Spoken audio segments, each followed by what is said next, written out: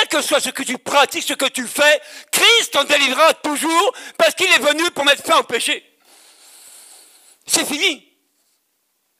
Mais c'est par la foi, amen, qu'on voit les choses changer. Si on revient au raisonnement, t'es mort. Parce que l'accusateur viendra te voir.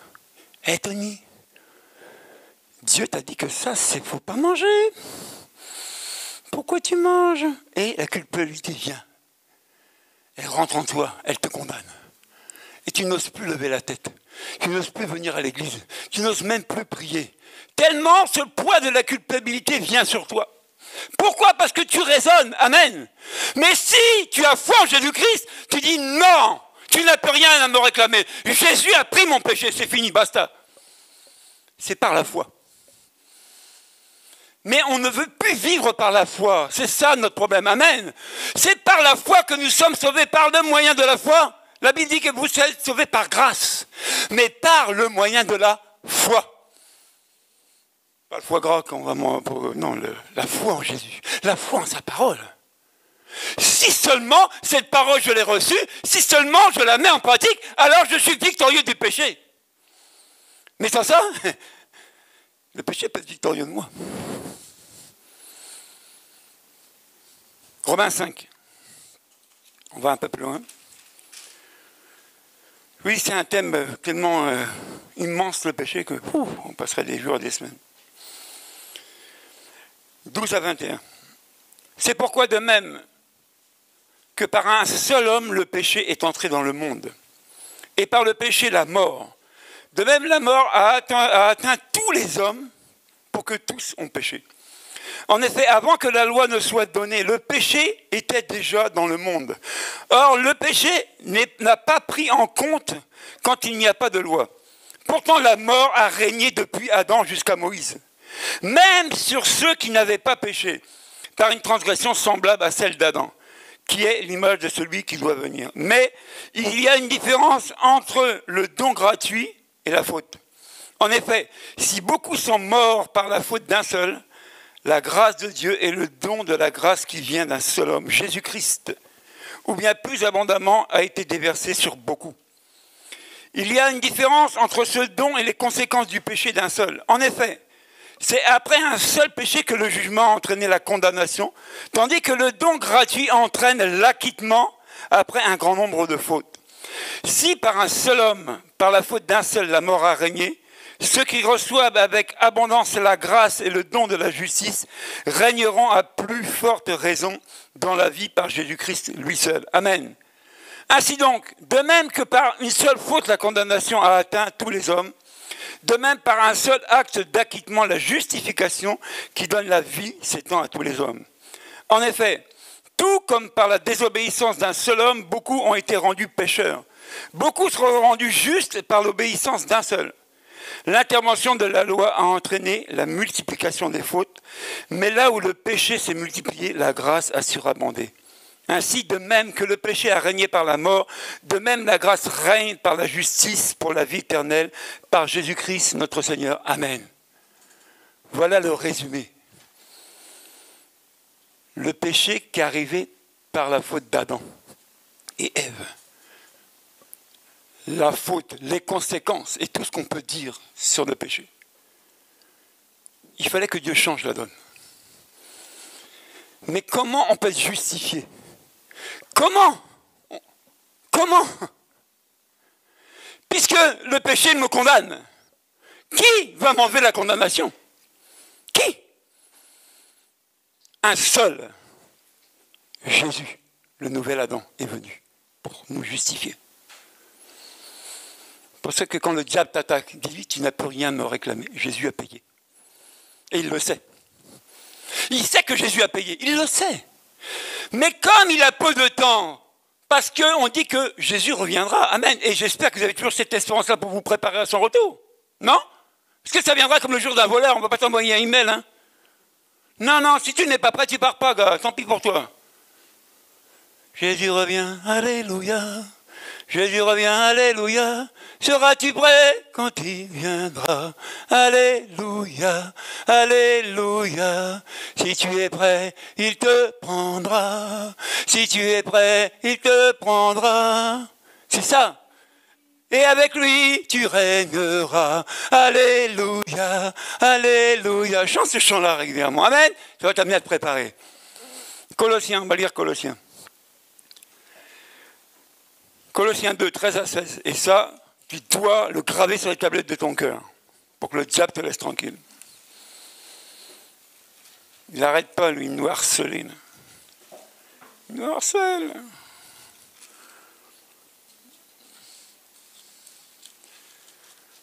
Colossiens.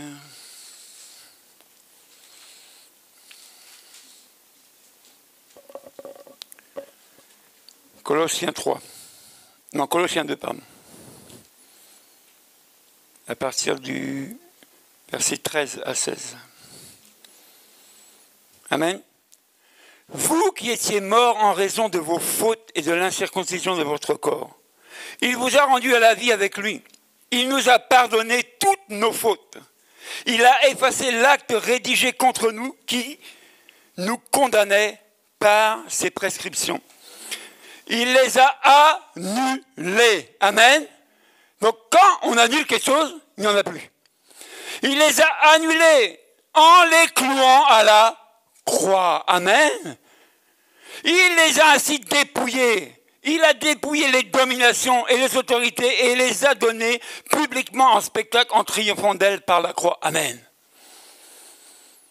Tout ce qui nous condamnait,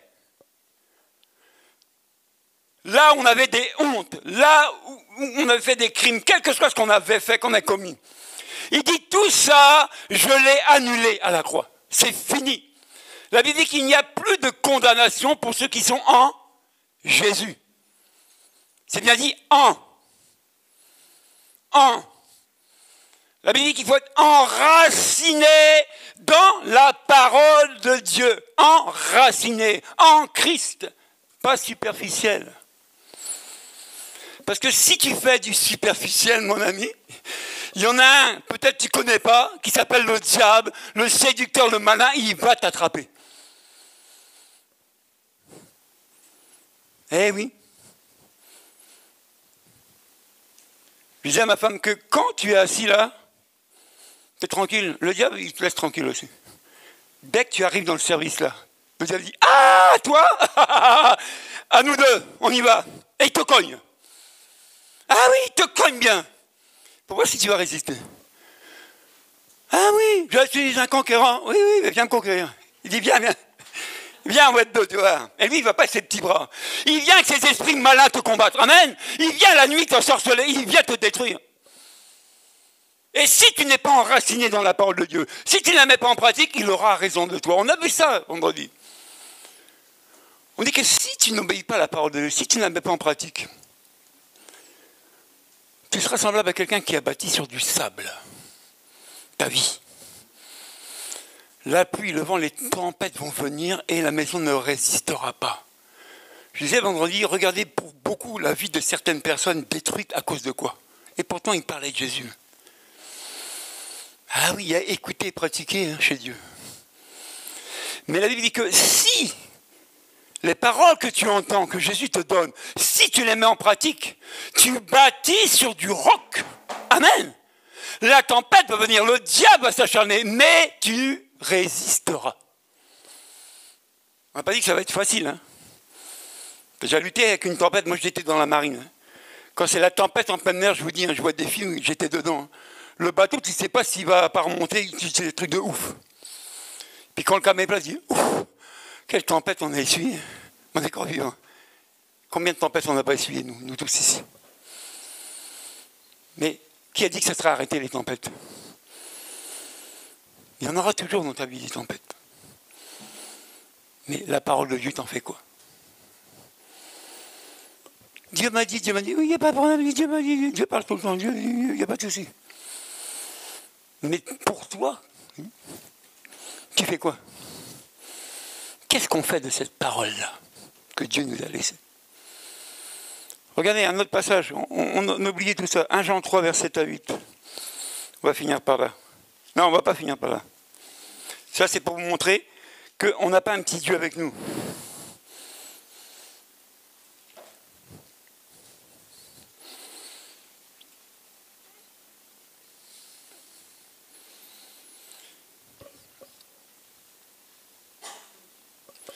Petits enfants, que personne ne vous égare.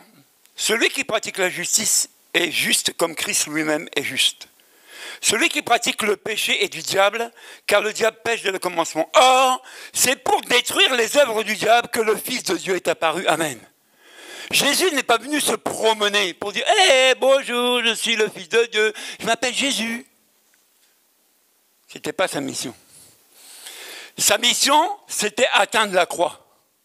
C'était ça sa mission. C'était se sacrifier une fois pour toutes à cause du péché.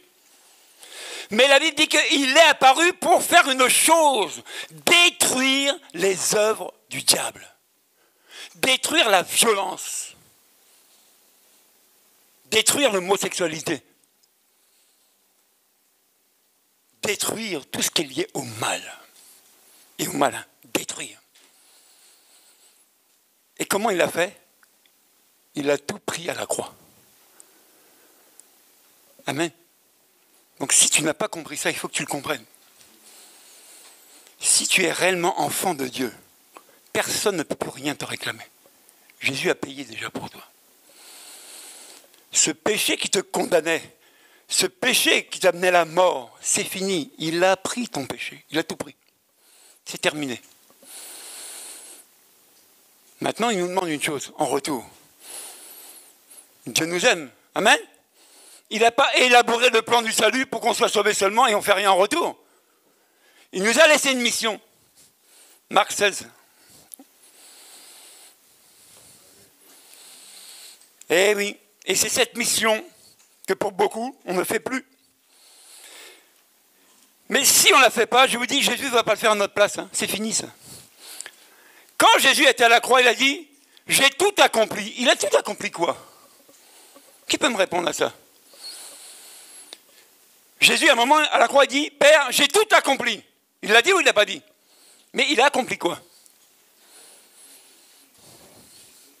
Il a pris les péchés des hommes, la loi, et encore quoi? C'est-à-dire que quand on parle du ministère de Jésus, qui a duré 3 ans, il l'a rempli, et la Bible dit qu'il a été fidèle jusqu'à la mort à la croix. Mais il a rempli sa mission. Amen. Cette mission que le Père lui avait donnée quand il l'a envoyé. Il dit, Père, moi, j'ai fait ma part. Maintenant, glorifie-moi. Moi, j'ai fait ce que tu m'as dit. Viens me glorifier maintenant. Et la Bible dit que Jésus est monté corps glorieux. Amen. Mais pourquoi? Parce qu'il a accompli la mission du Père. Jésus disait, je ne fais rien de moi-même. C'est le Père qui m'a envoyé. Et je fais sa volonté. Donc je remplis la mission qu'il m'a confiée. Où est notre mission, nous, enfants de Dieu, maintenant? Tu connais ta mission? Tu es resté là le dimanche assis sur une chaise, c'est ça ta mission? Tu es boire café, soda à la maison, c'est ça ta mission? Je ne pense pas. La Bible, elle n'a pas dit ça. Enfin, moi, ma Bible, je ne sais pas si vous avez la même que moi. Il y a de la contrefaçon. Le diable, c'est le roi de la contrefaçon. Ah oui.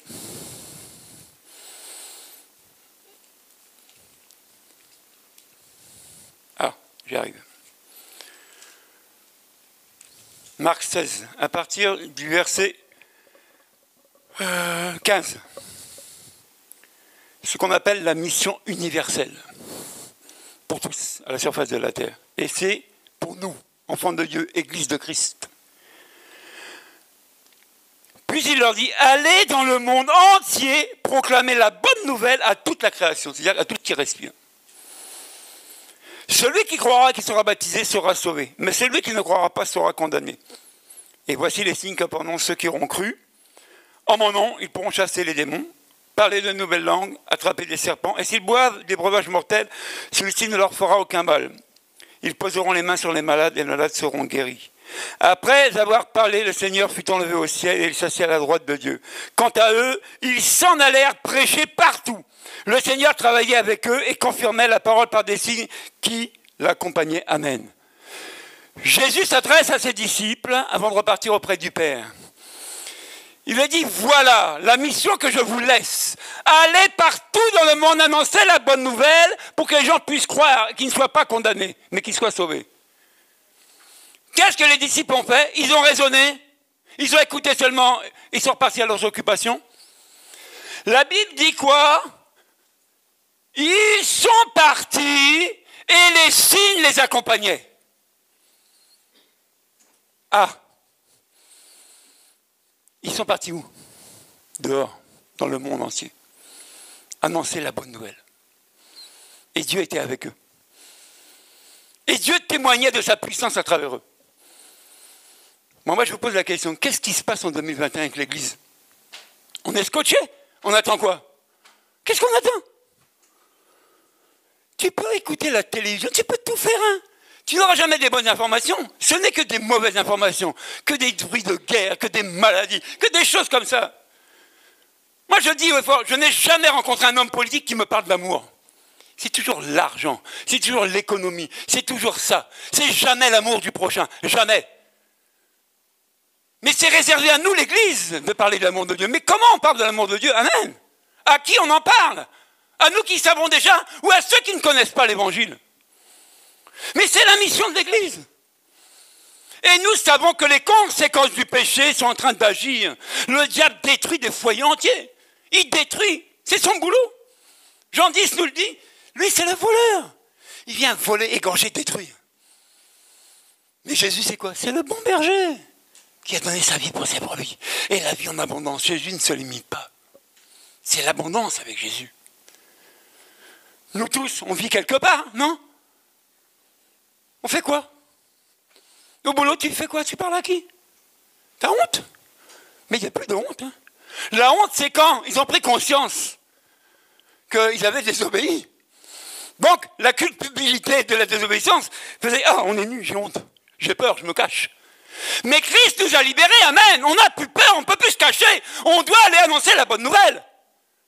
Ou alors, tu es encore esclave du péché. Tu es esclave encore du péché. Il y a un problème. Moi, je ne raisonne pas, je vous dis. Quand je lis les textes, ça me suffit pour comprendre. Mais le problème qu'on a, c'est toujours dans le raisonnement. Oui, mais tu sais, Régis, toi, c'est Régis. Mais moi, tu sais, Dieu ne m'a pas appelé à faire ça. Oh, calme-toi. Quand Jésus a parlé à ses disciples, tout le monde est parti. Hein. Il n'y a pas un qui a dit Jésus, moi, non, je suis appelé à autre chose. Il n'est pas écrit. Voyez, nous, les raisonnements qu'on se fait pour ne pas faire ce que Dieu a dit. C'est simple, hein? Oui, mais pasteur, vraiment, Dieu m'a appelé à autre chose. Mais qui t'a appelé à quoi? Il a dit, allez partout dans le monde, annoncer ma bonne nouvelle. Il a dit, c'est écrit. Matthieu 28 le redit encore, allez faire de toutes les nations. C'est écrit. Et toi, tu dis, non, moi, je suis exempt, je n'y vais pas. Mais c'est une blague. À moi, vous avez une autre version de Bible que la mienne, donnez-moi là. Moi, je ne comprends pas. Je ne comprends plus. Qu'est-ce que l'Église fait aujourd'hui? On dit évangélisation, on est toujours 4 ou 5, toujours les mêmes. Alors qu'on peut être 20, 30 le dimanche. Oui, je ne peux pas parce que. Oui, je ne peux pas parce que. Bon, il y a toujours des parce que. Bon, nous, on écoute. Bon, tu viens pas, tu viens pas. Les récompenses, c'est pas moi qui vais te les donner. C'est lui. C'est lui qui bénissait. Hein? Amen. Mais le résultat des courses un jour devant Dieu, ça va faire quoi? On a parlé vendredi. J'aime bien des fois le vendredi, ça revient le dimanche. Vendredi, on a parlé un peu de tout ça. Ceux qui pratiquent, ceux qui ne pratiquent pas. Hein? Pour dire que oui, mais... on disait que oui, des fois, tu as des pasteurs qui ont une influence sur les brebis, qui les manipulent, au point presque de les forcer à se faire baptiser alors que les gens ne sont pas prêts. Donc on ne peut pas vivre la nouvelle naissance. Alors on se disait, qui est fautif? Le pasteur qui manipule les gens ou les brebis qui se laissent manipuler? On a eu ce partage-là ensemble. Donc, humainement, on peut dire, oui, c'est la faute du pasteur. Et je leur ai dit non. Parce que ça ne tiendra pas le jour du tribunal, ça ne tiendra pas. Jésus a dit, c'est ma parole que tu as reçue, qu'est-ce que tu en as fait? Lui, il va régler les comptes avec moi. Mais toi? Ah, toi? Hein? J'ai jamais vu quelqu'un qui se fait baptiser avec un poignard dans le dos ou un pistolet sur la tempe pour aller dans l'eau. Jamais. J'ai pas vu ça. J'ai pas vu. Et si Dieu est Dieu, si Dieu est juste, est-ce qu'il va permettre ça pour faire perdre les gens? On peut te manipuler, on peut te mentir, on peut tout.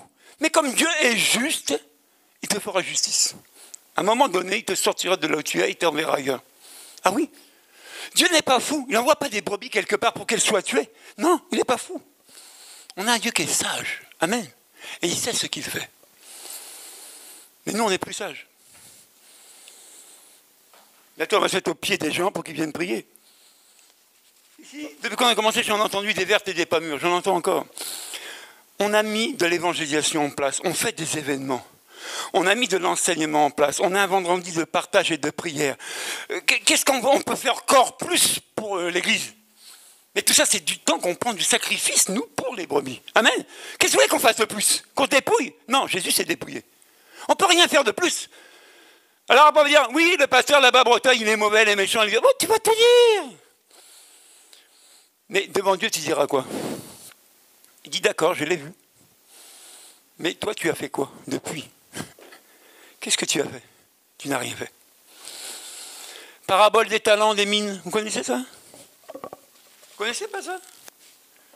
Vous connaissez pas la parole des talents et des mines? Vous connaissez pas ça? Alain, tu connais? La parabole des talents. Dieu donne des talents à l'un à l'autre. Et il faut les faire fructifier. Et quand le maître revient, il dit, hey, qu'est-ce que tu as fait de mon talent? Ah oui, mais je savais que tu allais mettre dur, tout ça, je l'ai caché. Non mais mon ami. Le serviteur Jean-Luc a prêché ça une fois ici. Vous voyez, moi j'écoute. Hein. C'est pour ça qu'on a deux oreilles, pour écouter deux fois. Mais qu'est-ce qu'on fait de ce que Dieu nous donne? Parce qu'on n'est pas vide, hein. On a tous reçu quelque chose, tous. Mais tout ce qu'on a reçu, si on le mettait ensemble, on ferait quelque chose de grand et de fort et de merveilleux. Mais on ne veut plus. Pour ça, j'aime bien mon frère Ange qui dit, pasteur, les agapes, c'est bien parce qu'il y a du monde. Donc je dis, Ange, comme tu aimes les agapes, le dimanche 19 décembre, on va faire une agape ici. Amen. On ne verra pas que manger, on viendra prier. C'est vrai qu'il ne rigole pas, c'est vrai. L'autre fois, le serviteur Jean-Luc, qu'est-ce qu'il a dit? Il a dit une parole, mais je dis, des fois, où c'est qu'il sort ça aussi? Il a dit, si c'est chanter là, non, il n'y a pas de problème pour chanter. Mais si c'est partager la parole de Dieu, là, ça devient dur. C'est pour ça que beaucoup ont été voir Jésus, cette parole est trop dure. Nous, on s'en va. Et les disciples qui sont restés avec lui disent, vous partez pas? Ils ont répondu, non, tu as les paroles de la vie, où irions-nous? Beaucoup fuient, je vous dis, les assemblées, parce que la parole est dure. Mais si on n'est pas dur envers nous-mêmes, je vous dis, si on n'est pas dur envers nous-mêmes, quel résultat on va avoir? Tu mèneras ta vie d'avant. Et ce n'est pas le but de Dieu. Dieu est un Dieu qui nous change, qui nous transforme, pour qu'on aille transformer les autres. C'est facile de tout mettre sur le poids de quelqu'un. Souvent, c'est les pasteurs qui endossent tout. J'étais que le pasteur disait au téléphone hier. Je lui dis, mais tu souffres pour tes brebis, tu souffres pour l'Église, mais est-ce que les brebis sont au courant de tes souffrances et de tes combats et de tes luttes? Il dit, Dieu m'a fait grâce, on est appelé à ça, mon frère. Je dis oui, mais est-ce qu'ils sont conscients de ce que tu vis, de ce que tu endures, de ce que tu encaisses, rien que pour annoncer l'Évangile? Alors des fois, je dis, mais elle est où la reconnaissance de ceux qui ont tout sacrifié? Elle est où? Et je reviens au sacrifice de Jésus. Elle est où notre reconnaissance? Lui qui a porté nos péchés sur le bois. 6 heures de temps, il est resté accroché à la croix, il a tout pris. Tout. Il ne s'est pas plaint. Afin qu'on soit libéré de la mort et du péché. Amen. On va se lever, on va prier ensemble. Que Dieu nous fasse grâce, qu'on comprenne vraiment l'importance de la parole de Dieu qui nous a été donnée. On est l'Église de Jésus-Christ, on a une mission. Et on doit remplir cette mission, coûte que coûte. J'ai toujours dit ici, si tu as des faiblesses, si tu as des problèmes, viens me voir, on va prier ensemble. Ce n'est pas je vais prier pour toi. On va prier ensemble, on va invoquer le nom de Jésus ensemble pour ta situation. Amen. Parce qu'il y a une solution, la Bible est remplie de solutions. Si moi je ne la connais pas, on va la chercher ensemble, on va la trouver. Amen. on trouvera la solution pour toi. Donc on va prier. Et ceux qui vivent encore dans la culpabilité ou le poids du péché ou tout ce que tu veux, si tu as besoin d'aide dans la prière ce matin, viens devant, on va prier ensemble. Afin que tu sois libéré. Je vous dis, quand tu acceptes Jésus, le diable n'a plus rien à te réclamer. Et il viendra te tenter, oui, comme il a fait pour Jésus. Mais il fuira loin de toi, si tu résistes. Si tu es soumis à la parole de Dieu, il fuira loin de toi. Il ne peut pas tenir devant la parole de Dieu, jamais. Prions vraiment. Et soyons conscients de ce qui se passe dans notre monde aujourd'hui, autour de la surface de la terre, partout, le mal, les cataclysmes, tout ce qu'on peut voir, tout ce qu'on peut entendre, les virus, et tout ce qui va avec. Ce n'est que les conséquences du péché, mais il y a une antidote, il y a une solution à tout ça. Elle s'appelle Jésus. Et Dieu nous l'a confié, on doit la proclamer. Alors prions ce matin. Prions mes frères, mes sœurs. Soyons animés d'un zèle et non de paresse. Remets-toi devant Dieu. Comme Marcel l'a dit, allez partout dans le monde entier annoncer la bonne nouvelle. Nous devons annoncer la bonne nouvelle partout où nous passons. Prions vraiment. Et remercie Dieu. Parce que Dieu sait parler à ses enfants. Dieu sait nous parler, Dieu sait nous corriger. Et il ne te parle pas pour te faire du mal, jamais. Il te parle pour te faire du bien. Alors, mettons fin au faux raisonnement. Mais mettons la parole de Dieu en pratique. Je vous exhorte, mettez cette parole en pratique au quotidien. Et ne faites pas comme Adam d'aller accuser les autres. Non, il était aussi fautif. Il n'y a pas de péché, de grand péché. Péché veut dire péché. Alors prions vraiment. Prions et regardons à Jésus qui s'est dépouillé pour nous. Il a tout pris à la croix. Il a porté nos péchés à la croix. Et par ses meurtrissures, nous sommes guéris. Vivons vraiment une vie de guérison, une pleine vie de libération à cause de Jésus, mon frère, ma soeur. Prie vraiment que Dieu libère ta vie.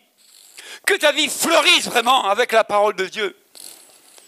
Que tu sois joyeux et joyeuse dans ton foyer. Et pas toujours les guéguerres, et pas toujours les reproches, et pas toujours je ne sais quoi. C'est pas ce que Dieu attend de nous, c'est pas ce que Dieu veut pour nous. Prions vraiment, prions. Prions que la parole de Dieu nous anime. Prie mon frère, ma soeur, prie, c'est le bon moment. Libère ton cœur, va oui, décharge-toi sur Jésus, c'est la poubelle de tous tes soucis. Tu peux tout lui donner. Il met tout dans sa poubelle, il embarque tout et c'est fini, il enlève tout. Il enlève le poids de la culpabilité. Il t'enlève tout, il te guérit, il enlève la condamnation qui te poursuit peut-être depuis des années. Des fois, tu regardes un échec dans ta vie, tu dis oui, c'est à cause de moi, parce que... Non, laisse ça tomber. Refuse cette parole-là. Dieu ne te condamne pas, il n'est pas venu pour te condamner, il est venu pour te sauver. Alors crions à Dieu ce matin. Dis, Seigneur, je ne veux plus vivre la condamnation. Quel que soit ce que j'ai commis. Je ne veux plus vivre le poids de la culpabilité qui me détruit jour après jour. Beaucoup ont la tête en bas, beaucoup n'osent plus relever les regards vers Dieu. Pourquoi? À cause de la culpabilité. Dis, Satan, tu n'as plus rien à me réclamer, Jésus a payé pour moi. Dis-lui ce matin. Ose lui dire en face, Satan, je n'ai plus rien à te donner, c'est fini. Jésus a pris tout, il a tout pris, c'est fini. Oui, on n'est même plus convaincu de que Jésus a tout porté à la croix. Donc si tu n'es pas convaincu, c'est qu'il reste encore des choses, c'est pas possible. Bibliquement, il a tout pris. Il a tout pris, le poids du péché de l'humanité. Il a tout pris, il a tout englouti. Tout. Alors ne te culpabilise pas et ne remets pas ton erreur sur les autres, je t'en conjure. Tous ont péché et sont privés. Tous ont péché. Pour la faute d'un seul homme, ils ont péché. Mais à travers un seul homme, ils sont libérés, justifiés. Il s'appelle Jésus. Est-ce que tu le crois ce matin? Que Jésus est venu pour te libérer, pour apaiser ton cœur des souffrances, pour mettre fin à ta vie d'échec. Combien de personnes n'ont pas échoué une fois, deux fois, trois fois, et c'est des échecs à répétition. Ce matin, l'occasion t'est donnée de mettre fin à tes échecs et de vivre avec la victoire de Christ qui a été remportée à la croix sur tes échecs. La bonne volonté, c'est une bonne chose. Mais la foi en Jésus-Christ, c'est mieux que ça encore. Elle t'assure la victoire. Aucune rechute avec Jésus. Aucune possible. C'est Jésus qui vit en toi. C'est le Dieu de victoire qui vit en toi. Alors vraiment, réjouissons-nous ce matin. Parce que Jésus est venu me sauver. Jésus est venu me libérer de la mort et du péché. Et je suis vivant pour Christ. Je suis vivant pour lui maintenant. Et je proclame la vie de Christ maintenant. Parce que je l'ai reçue, je la donne gratuitement. Ma vie, elle n'a plus qu'un sens. Parler de Jésus, parler de Jésus, parler de Jésus et encore parler de Jésus. Prions vraiment. Dis, Seigneur, réveille-moi, je me suis endormi. Réveille-moi, Jésus. Je veux accomplir la mission que tu m'as donnée. Si Jésus a été jusqu'au bout à la croix, il a accompli sa mission que le Père lui avait donnée. Accomplis la tienne, mon frère, ma soeur. Quel que soit ce que Dieu t'a confié, fais-le. Dieu n'a que l'Église. Il n'a personne d'autre. Il n'a que son Église. Pour annoncer cette bonne nouvelle, qui va le faire? Qui Dieu va envoyer, mon frère, ma soeur, pour que les gens entendent parler de cette bonne nouvelle? Si ce n'est son Église.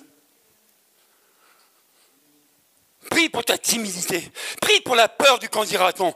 Prie pour les regards des autres. Prie que Dieu t'enlève ça. Et que cet esprit de force dont il t'a scindé puisse se manifester à travers toi. Refuse ta faiblesse. Non. Dis, je suis fort en Christ. Fort. Par celui qui m'a aimé. Et plus que vainqueur.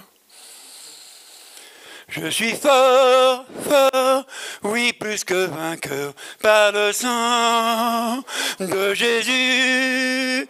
Je suis fort, fort, oui, plus que vainqueur, par le sang de Jésus, mon sauveur. Je suis fort, fort, oui, plus que vainqueur, par le sang de Jésus. Je suis fort, fort, oui, plus que vainqueur, par le sang de Jésus, mon sauveur.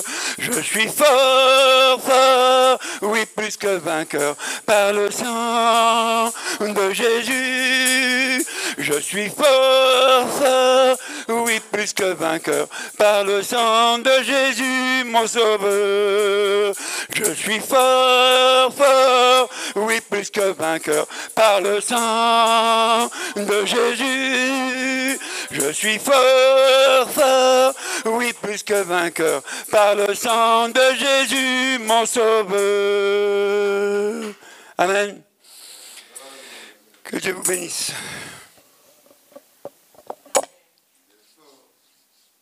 Ça va? Amen. Je dis, j'ai prié pour moi, hein. Donc il ne faut pas s'étonner. Et continuez à prier. Amen. Amen. Les uns pour les autres. Hein? On a chanté qu'on était l'armée. Je suis l'armée du roi. Amen. Une armée, ça fait quoi? Ça combat, hein? Amen. Ça reste pas à la garnison tout le temps, hein? Donc si tu as chanté, tu dois aller au combat. On va passer à la Sainte Seine. Ah, Dieu. Franchement, ça fait du bien. Moi, j'ai mouillé ma chemise. Au moins, je l'ai mouillée ici. Je suis content.